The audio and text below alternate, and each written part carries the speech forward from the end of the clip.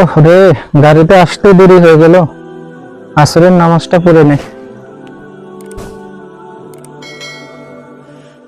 আসসালামু আলাইকুম ওয়া রাহমাতুল্লাহ। ইমাম সাহেব হুজুর, আমি একজন মুসাফির মানুষ। আমি আসছিলাম আসরের নামাজ পড়তে, কিন্তু এখন মসজিদ তো তালা মারা। আপনি এখন কিসের নামাজ পড়তে আসছেন? আসরের নামাজ তো কত আগে শেষ হয়ে গেছে। এখন আর নামাজ পড়তে পারবেন না। অন্য জায়গায় যায় নামাজ পড়েন। মসজিদ তালা মারি দিয়েছে, বন্ধ, আর খোলা হবে না। কি বলেন ইমাম সাহেব? মসজিদ আল্লাহর ঘর, মসজিদ থাকবে সব সময় উন্মুক্ত। মসজিদের ফ্যান লাইট এগুলা যদি চুরি হয় আপনি কি দিবেন? আজাইরের কথা বাদ দিয়ে অন্য জায়গায় যায় নামাজ পড়েন। এখন আর মসজিদ খোলা হবে না। যান যান, পেছাল ফারিয়েন না।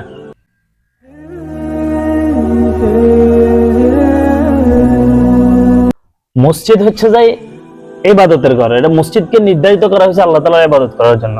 এখন আমরা যদি মসজিদকে এভাবে বন্ধ করে রাখি, অনেক জায়গায় দেখা যায় মসজিদগুলো বন্ধ থাকে, নামাজ শেষ মসজিদ বন্ধ করে দেয়। তো মসজিদ বন্ধ করে দিয়ে দেখা যায় মানুষ এসে নামাজ পড়ার মতো সুযোগ আর থাকে না। তাই আমি ভাইদেরকে বলবো যে আপনারা মসজিদকে বন্ধ রাখবেন না। মানুষের ইবাদতে যেন বাধা সৃষ্টি হয় এমন কোনো কাজ আপনারা করবেন না। আল্লাহ তাআলা সবাইকে দ্বীনের সঠিক বুঝ দান করুক।